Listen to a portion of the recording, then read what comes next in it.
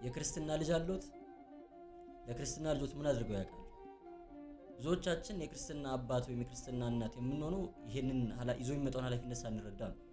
አንድ ሰው የክርስትና አባት ሲሆን የሚጠበቅበት ኃላፊነት አለ፣ ቤተክርስቲያን የምትሰጠው ኃላፊነት ማለት ነው። ይህንን ኃላፊነት መወጣት ካልቻለ በሰውም በእግዚአብሔር ፊትም የሚያስወቅስ የሚያስጠይቅ ነው።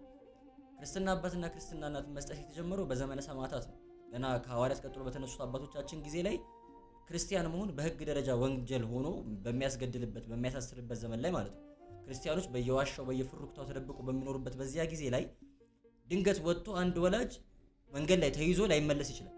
ልጆቹን በትኖ ሊገደል ይችላል ማለት ነው። ስለዚህ እንደዛ ሆኖ ልጆቹ ወላጅ አልባ ሆኖ አሳዳጊ አጥተው እንዳይቀሩ ከሃይማኖት እንዳይወጡ ሃይማኖት እንዳይቀይሩ ሲባል ኃላፊነት ወስዶ ልጆቹን ሃይማኖት እያስተማረ የሚያሳድግ ወላጆቹ ቢሞቱ እንኳን ደግሞ ወላጆቹን ተክቶ ልጆቹን እንደ ልጅ ወስዶ የሚያሳድግ ሰው ለመሾም ለመመደብ ሲባል ነው የክርስትና እናት የክርስትና አባት የሚባለው ሐሳብ የመጣው ማለት ነው። ስለዚህ ልክ ክርስቲያኖች ታስረው ሲገደሉ ልጆቻቸው ተበትነው ሜዳ ላይ ወድቀው አይቀሩም። የክርስትና እናቶቻቸውና አባቶቻቸው ወደ ቤተሰባቸው ወስደው የራሳቸው ልጅ አድርገው ሃይማኖት እያስተማሩ ያሳድጓቸዋል ማለት ነው። አሁንም ዛሬም በእኛ ጊዜ ላይ የክርስትና እናት የክርስትና አባት ሲሾም ኃላፊነቱ ተመሳሳይ ነው። በዋናነት ያንን ልጅ ሃይማኖት እያስተማሩ ማሳደግ የመጀመሪያው የቤት ስራ ነው። ልጁ ሃይማኖትን እንዲያውቅ እናት አባቱ ስለ ልብሱ ስለ ምግቡ ምናምን ሲጨነቁ እኛ ደግሞ ስለ ሃይማኖቱ ተጨንቀን ቤተክርስቲያንን እንዲያውቃት እንዲማር በስነ ስርዓት እንዲያደግ ምግባርን ሃይማኖትን ተምሮ እንዲያደግ የማድረግ ኃላፊነት ይኖርብናል። በሆነ አጋጣሚ ደግሞ ወላጆቹ በህይወት መኖር ካልቻሉ ከሞቱ ደግሞ ይሄ ልጅ ወላጅ አልባ ሆኖ ሜዳ ወድቆ እንዳይቀር የማሳደግ ኃላፊነትም ጭምር አለብን። ኃላፊነቱ ቀላል አይደለም ማለት ነው። ለዛ ነው ቅድስት ቤተክርስቲያን የክርስትና እናትና አባት ስትሾም እነዚህ የክርስትና ወላጅ ሆነው የሚሾሙ ሰዎች ቃል እንዲገቡ የምታደርግ ልክ ህፃኑን ልጅ ክርስትና ሲነሳ ያ የክርስትና አባቱ ወይም እናቱ የልጁን አውራጣት ይዘው ጸሎት ሃይማኖት ይደግማሉ። ወይም ደግሞ ማንኛውም ክርስቲያን ሲጠመቅ ጸሎት ሃይማኖትን ደግሞ ነው የሚጠመቀው። አምናለሁ ብሎ የቤተክርስቲያን ኦሪጂናል ትምህርቷን ወይም ደግሞ የቤተክርስቲያን ዶግማዋ ጸሎት ሃይማኖት ውስጥ ተካቶ ስላለ አምናለሁ ብሎ ማመኑን ገልጦ ነው የሚጠመቀው።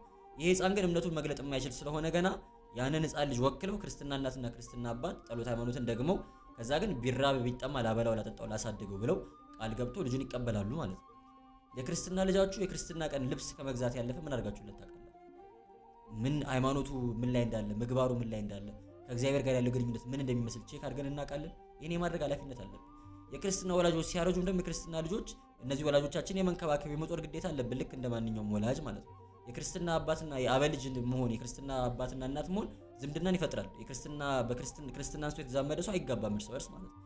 ከዛ ባለፈ ግን በቤተክርስቲያን ስርዓት ልጆችን ለቅዱሳን ወይም ለታቦት የክርስትና ልጅ አድርጎ መስጠት አይመከርም፣ ስርዓቱ አይፈቅድም። ግድ ሲሆን ቦታዎቹ ወይም ሁኔታዎች ሳይመቹ ሲቀሩ ብዙ ጊዜ ይሰጣል።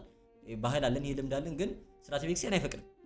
የማይፈቅድበት ምክንያት ምንድነው? ቅድም ካነሳነው ዓላማ አንፃር እግዚአብሔር አምላክ ወይም ቅዱሳኑ በአንድም በሌላም መንገድ ይሄ ዓላማ እንዲሳካ ሊያደርጉ ይችላሉ። ግን ደግሞ እኛ የራሳችንን ድርሻ መወጣት ስለሚኖርብን የእኛን ድርሻ ሳለፈን መስጠት ስለሌለብን ማለት ነው። ክርስትና የምንሰጠው ለሰዎች ነው፣ ለምንወደው ሰው ለጓደኛ ምናምን አይደለም የሚሰጠው። የክርስትና ይሄን ኃላፊነት መወጣት ለሚችል ሰው ነው የሚሰጠው እንጂ ሰውን ስለምንወደው የጎረቤታችን ስለሆነ ኃላፊነት ወይ እንደው ዝምድና ስላለብን ውለታ ስላለብን የምንሰጠው ጉዳይ አይደለም ማለት ነውና ይሄ ኃላፊነት ይሄ ዝምድና በጣም ትልቅ ዝምድና ትልቅ ኃላፊነት እንደሆነ ተረድተን በጥንቃቄ ልንወጣው የሚገባው ኃላፊነት ነው ለማለት ወዳለሁ። የልቦናችንን ደጅ በቸርነቱ ይክፈትልን።